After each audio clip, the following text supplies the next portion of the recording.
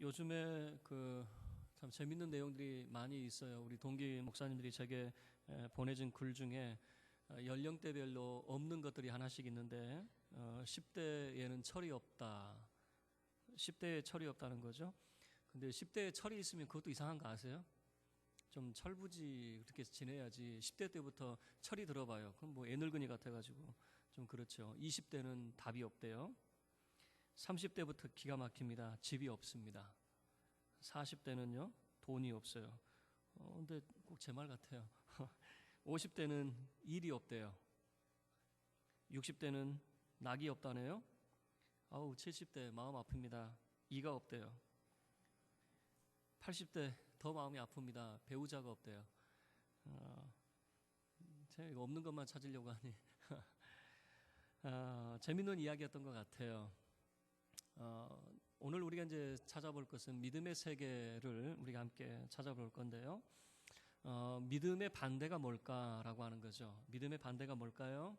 믿지 않는 불신앙 뭐 이렇게 생각할 수 있죠. 믿음은 믿는 거니까 반대는 믿지 않는 것이 아니겠느냐. 사실은 믿음의 반대는 사실이라고 말해볼 수가 있을 겁니다. 왜냐하면요, 믿음이라고 하는 것은 아직은 내가 확인하지 못한 것에 대해서 동경심을 갖는 것이라면 이미 확인한 것을 믿을 이유는 없는 거죠. 자, 제가 어렸을 때 친구들하고 한참 놀았어요. 집에 TV가 없었습니다. 저 어렸을 때 문화만 하더라도 친구야 놀자 그러면은 한밤중이라도 막 쏟아져 나왔어요. 그래서 같이 놀고 그랬거든요. 요즘에는 놀자 그래도 친구가 없네요. 다 학원 다니고요. 집에 있는 애들이 없어요. 우리 애들이나 집에 있으니까 전화가 간혹 옵니다. 놀자라고. 왜 우리 애하고 놀까? 이제 제가 우리 애가 착해서 그러니까 친구를 삼으려고 이렇게 놀자고 전화를 한 줄 알고 제가 처음에는 기뻐했는데요. 나중에 사연을 듣고 나니까 참 그렇더라고요. 그러니까 워낙에 친구가 없어요. 놀 친구가 없으니까 집에 있는 친구들이 몇 명 안 되는 거예요. 그중에 우리 애들이 있으니까 전화를 해서 친구야 놀자라고 하는 거죠. 저 어렸을 때 생각을 하면은 그래요. 물찌개 지고 다니면서 동네 우물이 있는 집에서 물도 나르고 뭐 그런 기억이 있어요. 그리고 더 재밌는 거는 TV도 봤는데 이제 처음에는 친구들이 그런 이야기 하더라고요. 발 달린 조그만 것이 있대요. 발 달린 어떤 상자 같은 것이 있는데 거기서 사람이 나온대요. 나 처음에 그 말을 듣고요. 어린 마음에 그런 게 어딨어 그랬어요. 그런 게 세상에 어딨어? 사람이 어떻게 그 조그만 것에 들어갈 수 있어? 저는 믿지 못했어요. 그런데 여러분 제가 말하는 게 이해되시죠? 발 달린 조그만 나무 상자가 있는데 거기에 사람이 나온대. 그리고 제가 이제 처음 봤어요. TV라고 하는 걸 처음 봤는데 진짜 사람이 나오더라고요. 자, 발 달린 나무 상자에 사람이 나온다. 내가 보기 전에는 믿음을 가져야 돼요. 믿지 못할 땐 그런 게 어딨어? 라고 반응을 보이는 거죠. 자, 제 눈으로 확인을 했어요. TV를 보면서 제가 믿음을 가질까요? 아니면 믿음을 갖지 않을까요? 이미 내 눈으로 확인한 것은 사실이 되지 믿음이 되지 않는다 그 말입니다. 이 믿음이라고 하는 것은 결국에는 이런 거죠. 내가 확인하지 못한 것에 대해서는 믿음을 가져야 됩니다. 그러나 이미 내 눈으로 확인한 것을 믿을 이유가 있다 없다 없다라고 하는 것이죠. 그래서 어떤 의미에서 믿음의 반대는 사실이 되어질 수 있어요. 자, 여러분들이 천국에 대한 믿음을 갖지요. 그러나 천국에 가면 여러분 믿음을 가질 필요가 있어요 없어요? 없어요. 천국에 가서까지 천국에 대한 믿음을 가질 이유가 하나도 없는 거예요. 그 다음부터는 믿음이 아니라 사실이 되어지는 거예요. 여러분의 것이 되어진단 말이에요. 제가 성지순례 이제 가기 전에는 터키의 갑바도기아라고 하는 곳이 있는데 거기에는요 굴 속에 로마의 그런 압제를 피해서 굴 속에 집을 굴을 파가지고 사람이 그곳에서 살았다라고 하는 거죠. 처음에 그걸 믿지 못했어요. 왜냐하면 우리나라는요 주로 현무암이나 화강석 같은 이렇게 단단한 재질들이 많아요. 그래서 굴을 판다는 거는 이해가 안 가거든요. 그런데 그 나라 가니까요 돌이 그냥 손으로 이렇게 해도 이렇게 부스러지는 그런 돌 있죠. 그러니까 얼마든지 팔 수가 있는 거예요. 저는 그걸 제 눈으로 확인하기 전에는 그런 게 어디 있어 그랬어요. 그냥 사진으로 볼 때 뭐 이런 게 있나? 근데 막상 들어가서 보니까 기가 막힌 거예요. 야, 이게 사람이 굴을 파서 그 속에서 산다는 말이 이런 말이구나라고 하는 거죠. 내가 눈으로 확인하기 전에는 믿든가 믿지 않든가 둘 중에 하나였지만 눈으로 확인한 다음에는 믿음의 대상이 아니다 그 말이에요. 이거는 이미 내가 확인한 사실이 되어진다라고 하는 것이죠. 여러분, 그래서 이 성경이 우리에게 보여주는 것은, 오늘 특별히 11장에서 보여주는 것은 이 믿음의 사람들, 많은 믿음의 사람들이 등장이 되는데, 특별히 믿음의 시작에 대해서 소개를 하고 있습니다. 믿음이 어떻게 시작이 되는가라고 하는 거죠. 자, 1절 말씀 우리 다시 한번 합독하도록 하겠습니다. 1절입니다. 시작. 믿음은 바라는 것들의 실상이요 보이지 않는 것들의 증거니. 자, 이 말을 이해하려면 이런 겁니다. 믿음이라고 하는 건 뭐냐면 믿음이 있어야만 알 수 있는 세계가 있다 그 말입니다. 믿음이 아니면 알 수 없는 세상이 존재하는 거예요. 다시 이야기하면 믿음으로만 확인할 수 있는 세계가 있더라 그 말입니다. 하나님이 지으신 모든 세상, 하나님의 세계에 속한 것은 믿음이 아니면 확인할 수 없더라 그 말입니다. 왜냐하면 아직은 우리가 그것을 내 눈으로 확인한 것이 아니에요. 그래서 하나님이 우리에게 허락하여 주신 하나님의 나라는요, 믿음이 아니고서는 소유할 수 없는 것이다 라고 하는 거죠. 그것을 1절에서 이렇게 말하고 있는 거예요. 믿음은 바라는 것들의 실상이요 보이지 않는 것들의 증거입니다 라고 하는 거죠.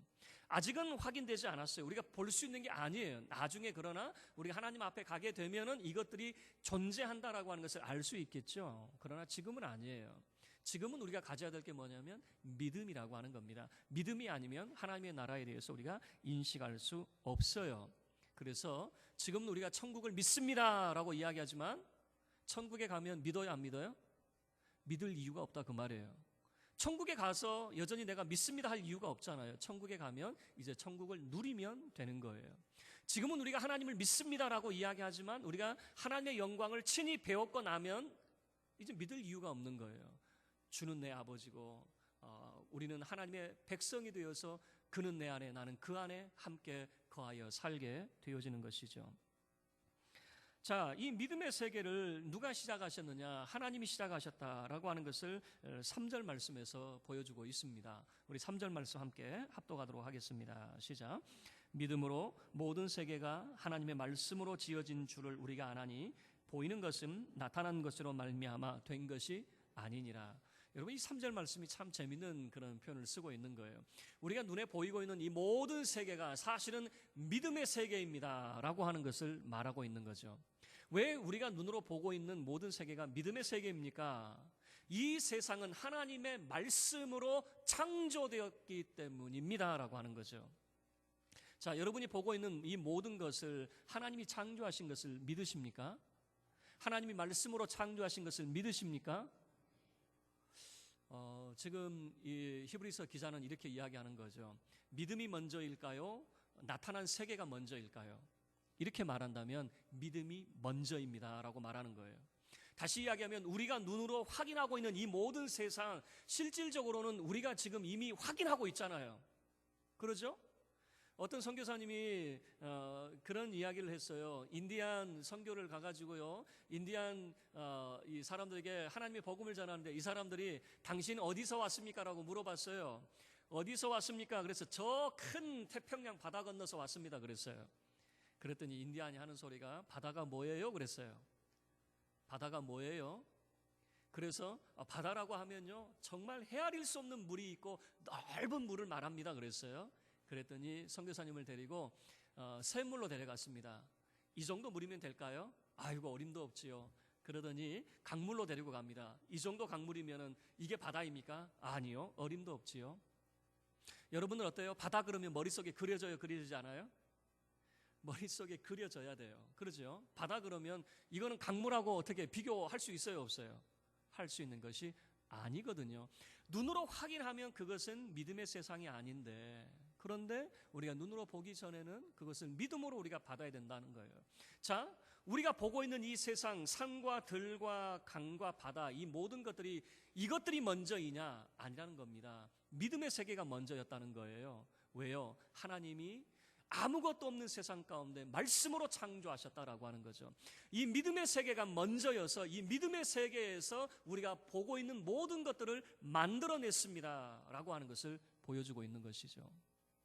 여러분, 그래서 어떤 의미에서는요, 이미 우리가 살아 숨쉬고 있는 이 세상도 믿음의 세계에서부터 출발하였다라고 하는 거예요.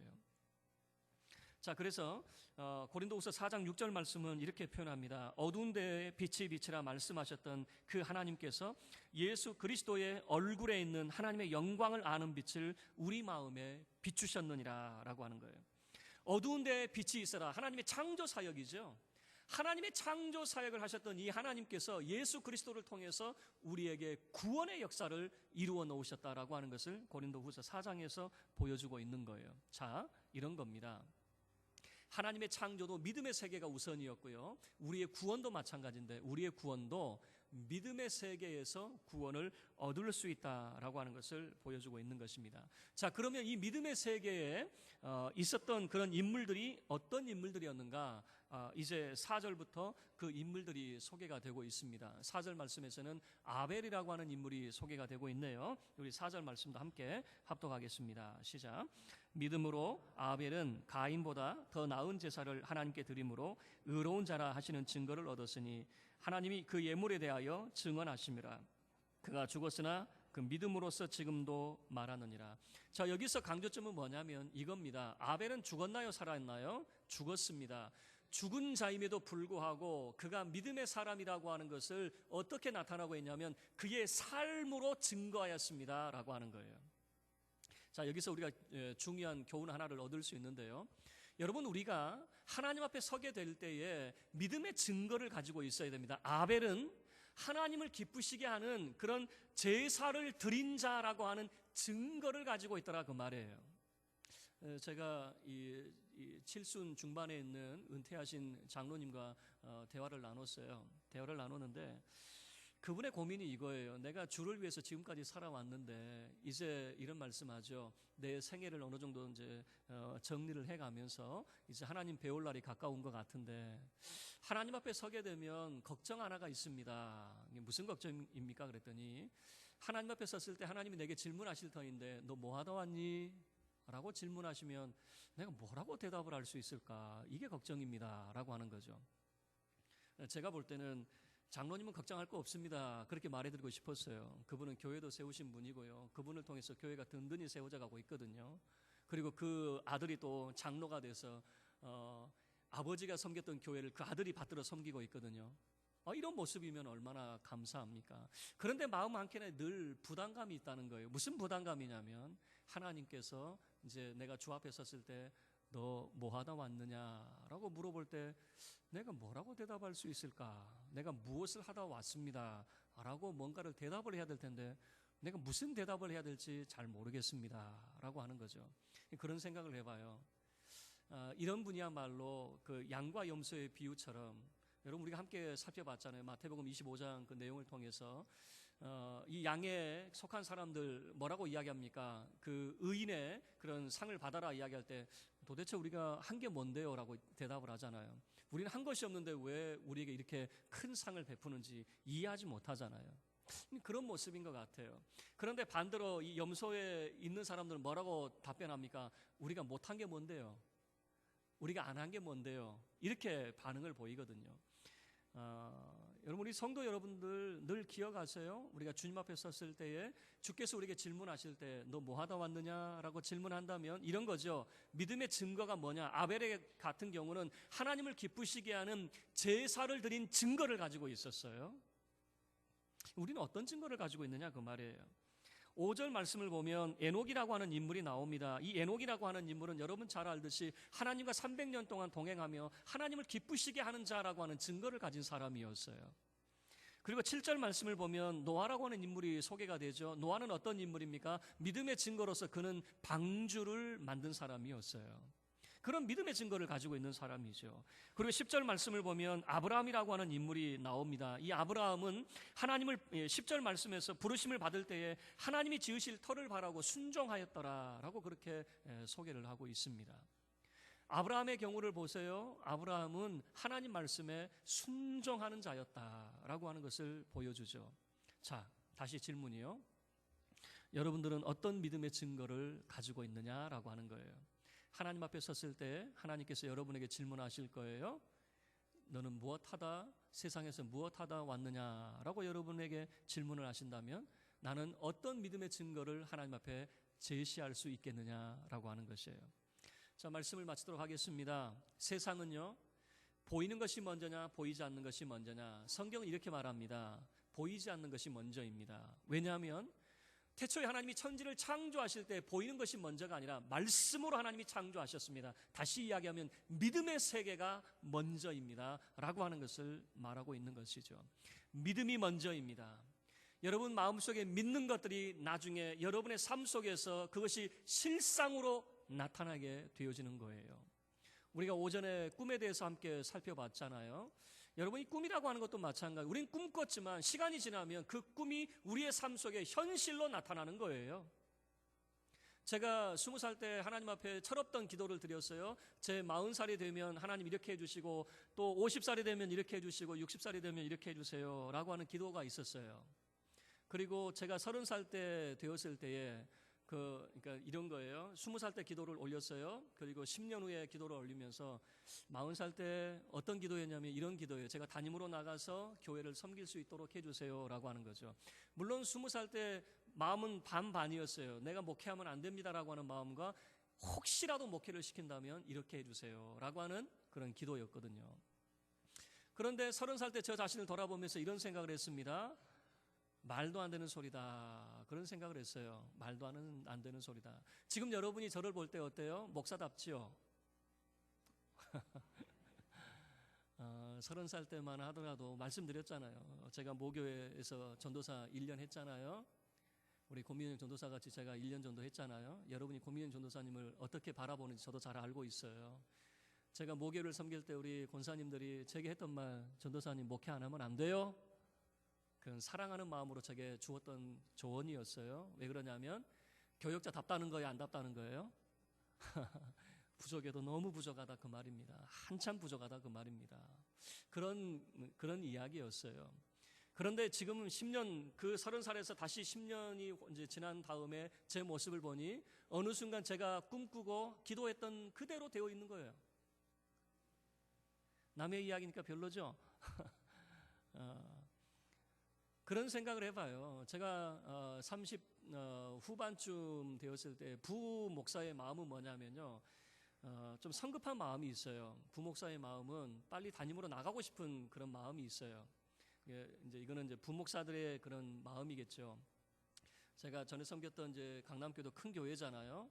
그래서 부목사만 10명이에요. 목사만 10명인데 그런 마음이 뭐냐면 나도 담임으로 나가면 잘할 수 있을 것 같다. 그런 마음이 드는 거예요. 사실 근데 그게 교만이거든요. 그리고 제가 그 마음을 하나님 앞에 내려놨어요. 하나님, 제가 먼저 나가겠다는 말 안 하겠습니다. 그런 기도를 올렸어요.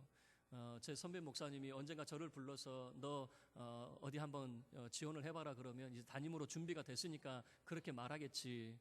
그리고 나가란 소리 안 하는 거 보면은 준비가 안 되니까 말하지 않겠지. 그렇게 생각을 하고 그냥 제 자신을 준비하면서 그렇게 기도를 올렸어요. 그 이유 중에 하나는 뭐냐면 30대 중반이 됐는데도 사실은 부족하더라고요. 왜냐하면 다른 사람은 여러분 상대적인 그 심리적 압박을 받아요. 뭐냐면 나보다 이 사람들이 더 잘하는 것 같아요. 그죠? 그러니까 내 동기들 보면은 내 주변에 있는 그런 다른 목사님들 보면 스펙도 너무 좋아요. 좋은 학교 나왔어요. 뭐 외국 유학도 다녀왔어요. 그리고 설교도 얼마나 잘하는지 몰라요. 거기에 비해서 나는 너무나도 부족한 거예요. 내세울 게 하나도 없는 거예요. 그래서 마음을 접었어요. 그런데 더 놀라운 것은 마음을 접을 때에 어느 순간 뒤돌아보니까 제가 이 자리에 서 있는 거예요. 그리고 제가 기억해낸 것이 내가 20살 때 하나님 앞에 기도했던 그 기도가 생각이 나는 거예요.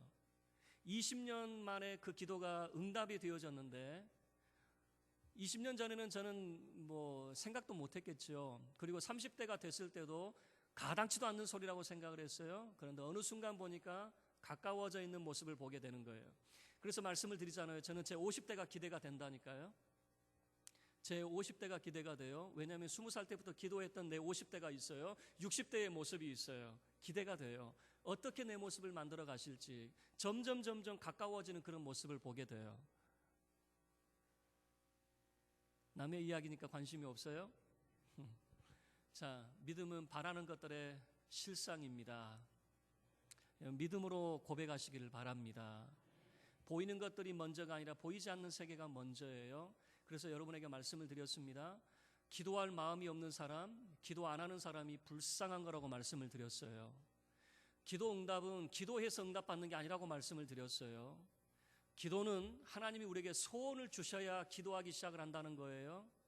다른 말로 이야기하면 하나님이 내게 소원을 안 주셨다라고 하는 것은 응답도 없다는 거예요. 내가 기도하기 시작했다는 것은 하나님이 내게 주실 선물이 있다는 이야기예요. 그래서 지금 내가 기도하고 있다라고 하는 것은 그 자체만으로 은혜가 된다는 사실이에요. 여러분, 우리가 입술로 고백을 하죠. 아이고, 말도 안 되는 소리 같은데요. 그러나 걱정하지 마세요. 나는 말이 안 되는 소리여도 하나님 말이 되는 소리를 하게 만드실 겁니다.